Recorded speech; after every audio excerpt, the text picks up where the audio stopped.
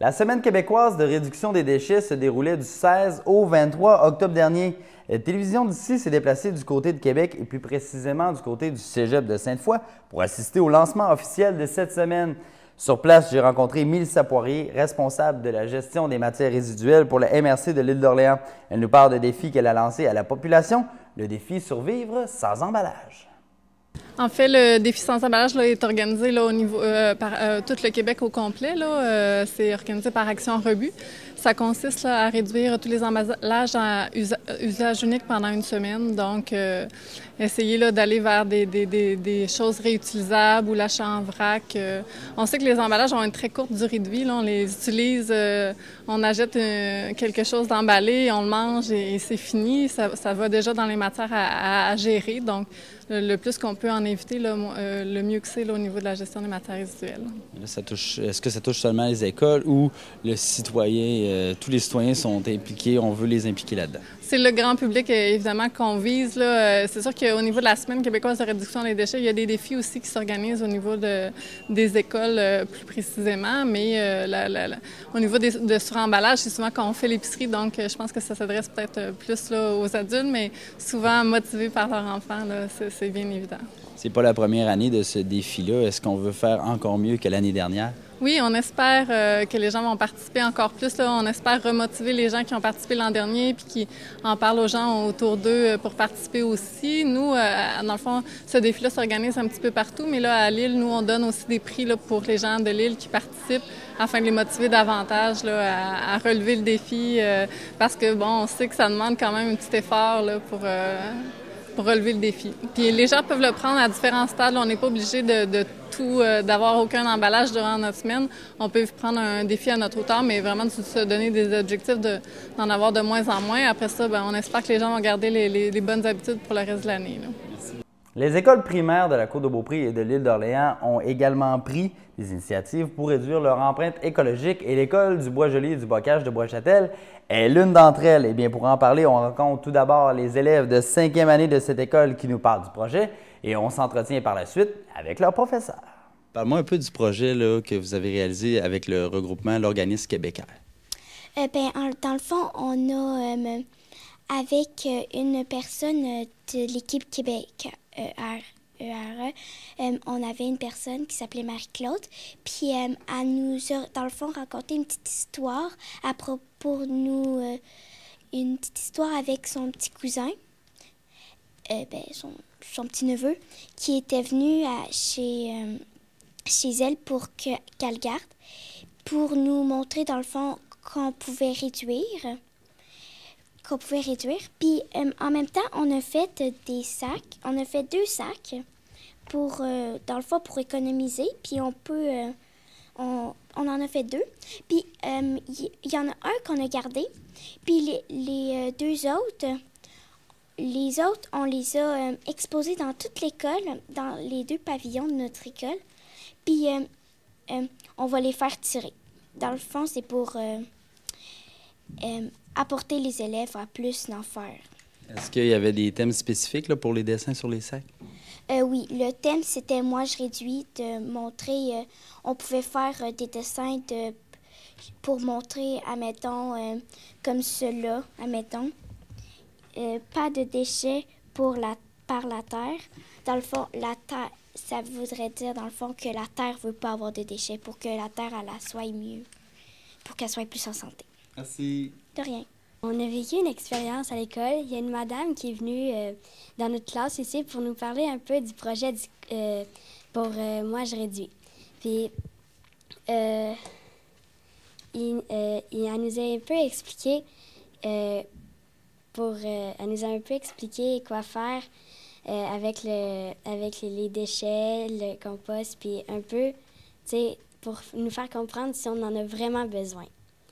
Puis en nous expliquant ça, elle nous a raconté une petite histoire quand elle a gardé un de ses neveux qui achetait plein de choses, puis après, il s'est dit qu'il n'en avait pas de besoin. Puis aussi, elle nous a expliqué que quand on fait du compost, on peut réduire plein de petits déchets puis ça nous aide à avoir moins de déchets sur la terre. Puis on a fait un projet avec elle, c'était de faire des sacs. Comme par exemple, il y a ce sac-là. C'était pas de déchets pas de déchets pour la terre. Ça voulait dire que la terre elle veut pas de déchets parce que si elle a plein de déchets, à un moment donné, la terre sera plus... elle va être toute polluée, puis on risque d'avoir de la misère à respirer. Et toi, qu'est-ce que tu avais dessiné sur ton sac? J'avais dessiné une terre avec un arbre dessus. Merci beaucoup. De rien.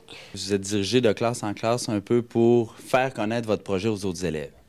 Bien, on a fait le même texte d'animation de classe en classe pour expliquer qu'est-ce qu'il faut faire pour nous aider à recycler, à diminuer le nombre de déchets sur notre terre, qu'est-ce qu'on peut faire, puis, tu sais, admettons, on peut, tu sais, des idées, comment tu peux diminuer le nombre de déchets, qu'est-ce qu'il y a de plus important, tu sais, il faut pas que tu fasses ça, te poser des questions avant d'acheter, parce que souvent, les objets sont en suremballage.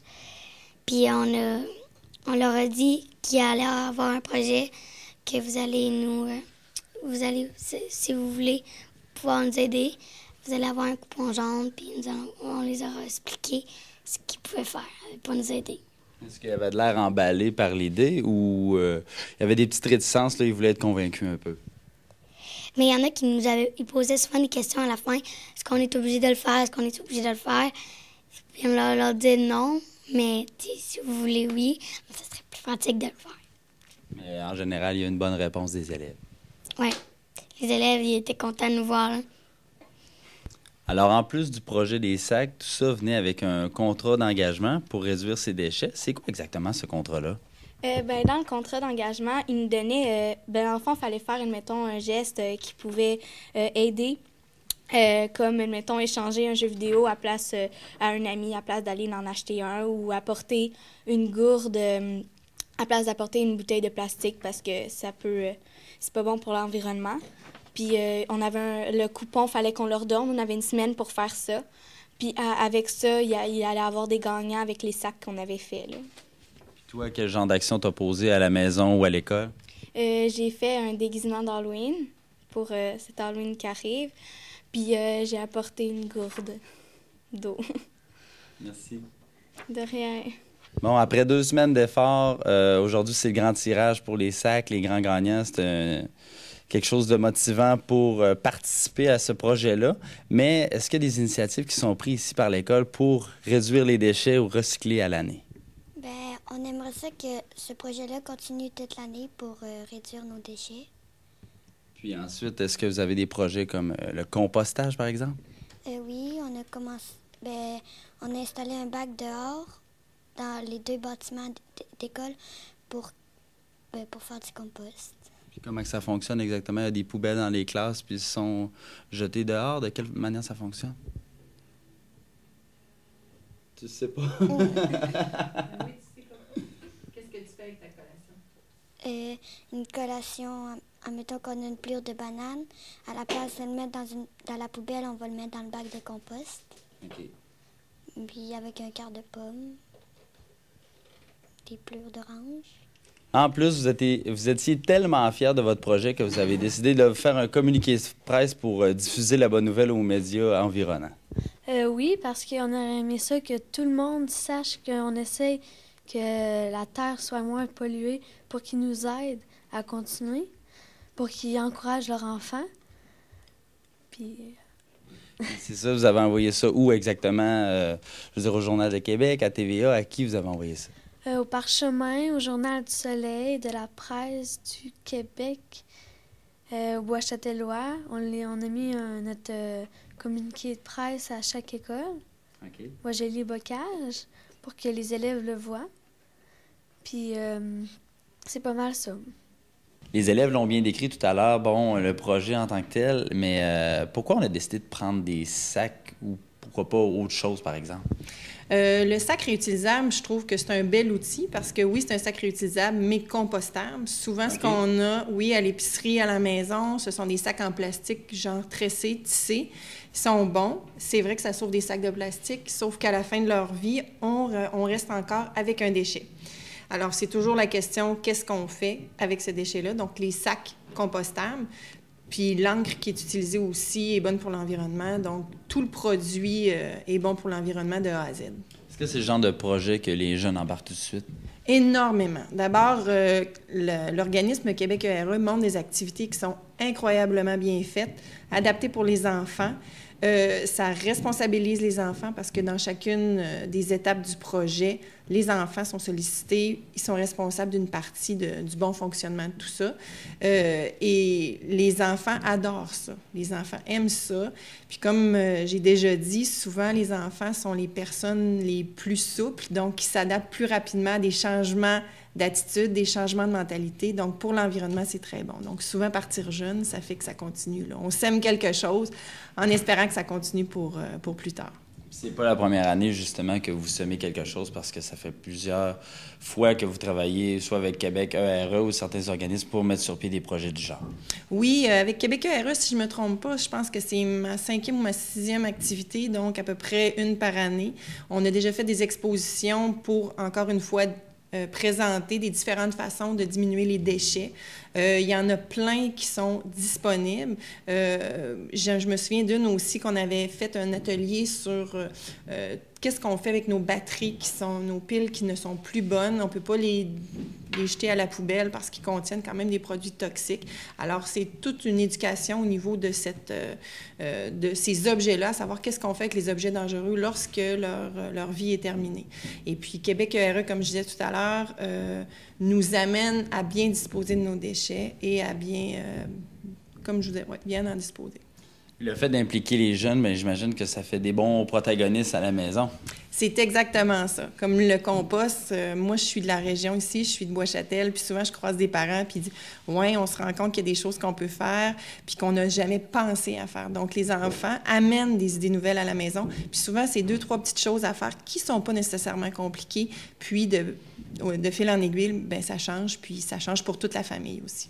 C'est sûr qu'il y a eu des efforts concentrés pendant 2 semaines, surtout durant la Semaine québécoise de réduction des déchets, mais est-ce qu'il y a des démarches qui sont prises ici? On sait qu'il y a un peu de compostage qui se fait, mais est-ce qu'il y a des démarches qui sont prises pour faire ça à l'année?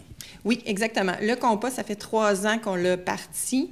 On part ça toujours, avec les élèves de ma classe qui s'occupent du bac, de l'entretien du bac. C'est vraiment pas compliqué. Les élèves jettent leur collation, leur reste de collation aux récréations. Nous, on brasse un peu, on met du papier déchiqueté, puis on essaye de bien faire fonctionner notre compost. Il y a juste pendant la période hivernale qui est fermée, mais ça fait 3 ans que ça roule, puis ça va quand même super bien. Donc, avec toutes ces initiatives-là, j'imagine que l'année prochaine, vous allez revenir avec d'autres projets de genre. Oui, si Québec ERE nous propose d'autres choses, et même, c'est sûr que le compost va continuer aussi. Et au niveau de l'école en entier, il y a de la récupération. Dans chacune des classes, il y a des poubelles de récup. On met ça à l'extérieur dans un gros conteneur aussi. Donc, tout le monde est sensibilisé vraiment, là. Merci beaucoup. Merci. Alors, c'est déjà tout pour cette semaine. Si vous avez des questions concernant notre programmation, consultez notre grille horaire sur notre site internet, le www.teledici.com. Également, si vous avez des commentaires, suggestions, scoops à partager, également vous désirez obtenir de l'information, qui sait, pour devenir bénévole, eh bien, vous pouvez entrer en contact avec moi au 418-827-2169 ou par courriel à 1h10 à commercial-teledici.com. Merci d'avoir été des nôtres et on se dit à la semaine prochaine pour une autre émission de 1h d'ici.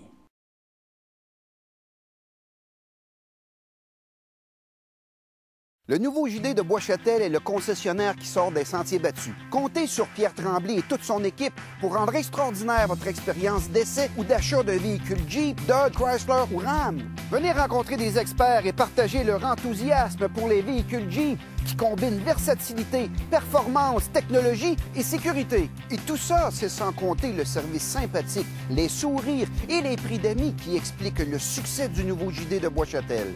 À seulement 1 minute des chutes.